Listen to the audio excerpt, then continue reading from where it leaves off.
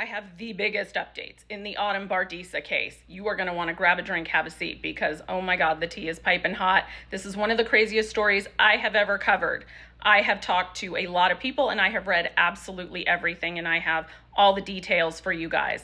If you don't know, go back and watch my previous video. She is the nurse in Florida that was arrested on Tuesday, charged with 14 felony counts of stealing another nurse's identity and working as a licensed registered nurse when she was not, in fact, a licensed nurse. This was at Advent Health Palm Coast, 2 different hospitals. Okay, I want to thank all of my followers who are so loyal and come in clutch every single time and always trust me and put me in touch with the people in the know that I need to talk to. I want to say that everyone's story tracks. I've talked to people that know her personally and professionally, and all the stories track, okay? That being said, everything that I'm going to say in this video is alleged, okay? Let's point out a few things that we have learned since my first video and things that need to be clarified. Okay, number 1, she did attend nursing school. We just don't know if she failed the NCLEX or if she never took the NCLEX to begin with while she was working there. But she did, in fact, graduate from nursing school. Okay. For those saying, well, she went on to pass the NCLEX and she was a licensed nurse. Yeah. She passed the NCLEX in February. She was terminated from Advent Health January 22nd, which means the entire time that she worked for Advent Health, she was not a licensed nurse. And in fact, she was given 1 felony charge for every month that she worked not as a licensed nurse. It was the Board of Nursing who was first informed that there was a fake nurse working. It wasn't management there. It was the Board of Nursing, okay? And this did not come to light because she was going to be promoted as a charge nurse. And that's what we all thought, right? That she had a change in status. They realized she had never turned in the marriage certificate that they had requested. No, that's not what happened at all. It's because no one there wanted to be charge nurse, because allegedly it is so messed up and dangerous and toxic there, right? No one wanted to be a charge nurse. She was kind of like the last man standing. And management suspiciously said, no, Autumn's not experienced enough yet, which she wasn't as 6 months as a new grad, you know. But that's very suspicious for admin to say that in this day and age, right? Because they don't care if you've been a nurse 6 seconds. They'll make you the charge nurse, right? But it got some people a little bit suspicious. And so they started looking and they checked, and she had no license. She had no license, and that made them even more curious. And so they started checking in other states where maybe she had lived, and nothing came up other than a delinquent CNA certification.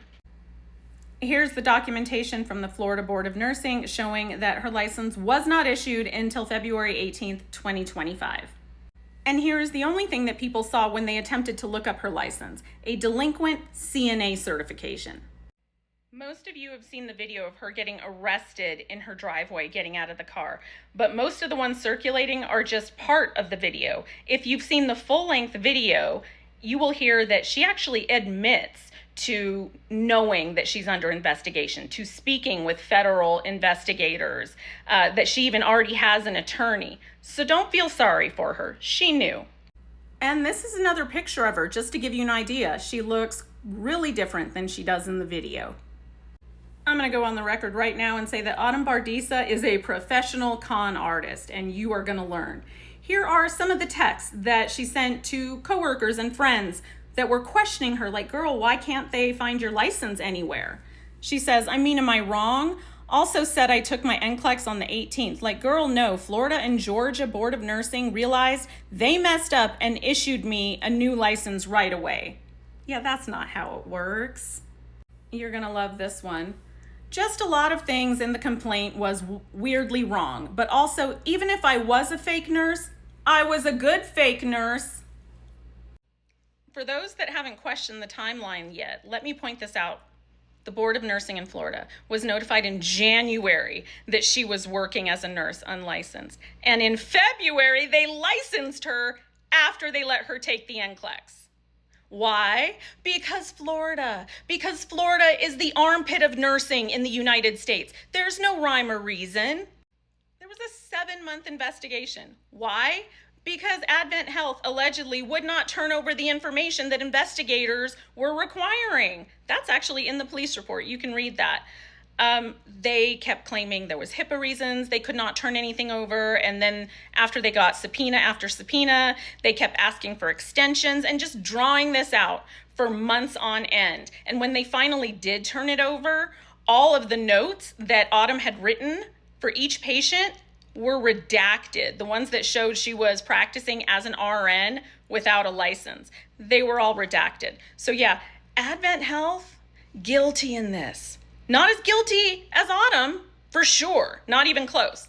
But Advent Health definitely has culpability in this. And tell me why in the wake of Autumn getting terminated, 2 managers abruptly quit under very suspicious conditions that everyone thought was, that didn't sound right, like citing weird reasons for leaving suddenly. Autumn will later claim that Advent Health paid her off to stay silent and not speak about this, and that she had to sign an NDA. Now, that is just speculation, of course, but would anybody be surprised to learn that Advent Health did that? No nurse anywhere would be surprised. So she's put on administrative leave before she's terminated, and they call her and say, you need to come into HR for a meeting. She refused, came up with every excuse in the world, claimed that they were retaliating against her, claimed that they caused her to, wait for it, go into SVT. She had to go to the cardiologist, and she never ended up going in to meet with HR, and so they finally terminated her on January 22nd. Here's where it gets really messy. So Autumn was dating Kelly. Kelly was the charge nurse in the ED who was BFFs with the manager, and may have been why Autumn seemed to get away with a lot of stuff. There were reportedly a lot of med discrepancies, okay? Side note, the general consensus from everyone is that Kelly's probably just as much a victim in this, and no one seems to think that she knew about Autumn's lies, side note. But prior to dating Kelly, they were each dating other people, and then they cheated on their partners with each other. And there was a lot of drama, apparently. But nonetheless, she ends up dating Kelly. And there's, the, what's it called when you can't date a coworker clause, right? So that was a big no-no. And Kelly had to transfer to Cath Lab. Well, prior to dating Kelly, Autumn was dating another girl who may or may not have had a drug problem. And people suspect that Autumn may have been diverting to support her girlfriend's drug problem, okay, not Kelly, another one, because there were a lot of complaints about patients not getting any pain relief, that sort of thing. Lots of reports from CNAs and different nurses saying they're finding just weird med cups full of pills sitting around in patients' rooms in odd places, lots of missing morphine and Benadryl, allegedly. And she allegedly never scanned anything at bedside like you're supposed to. She would use the rover to scan the ID band outside the room, never at bedside. And lots of families complained, allegedly. When she broke up with the ex-girlfriend, the medication discrepancies abruptly stopped. And there's also a report that Autumn might have forged some medical forms to help get her ex-girlfriend into the police academy, like submitted fake EKGs and forms signed by a doc. People report overhearing her calling in scripts to pharmacies, claiming it's for a doctor using a doc's NPI number. And when questioned, she just downplayed it. Also, she apparently had a home IV infusion business side hustle and would allegedly steal bags of IV fluid from the hospital and brag about being able to sell them for $400 a pop. Also charged with selling semaglutide and supposedly was giving a coworker injections, and the coworker got really sick and never lost any weight. Would go missing for periods of time, would take docs' ID badges so that she could go into their lounge and take the food. She would do other coworkers' online learning modules and RQIs if they paid her. I'm telling you, this girl's a professional con artist. Also some drama with her previous job as an EMT in Tampa. In any case, everyone that knows her says, watch, she's going to pull a psych excuse to get out of this. She's previously been a Baker acted patient.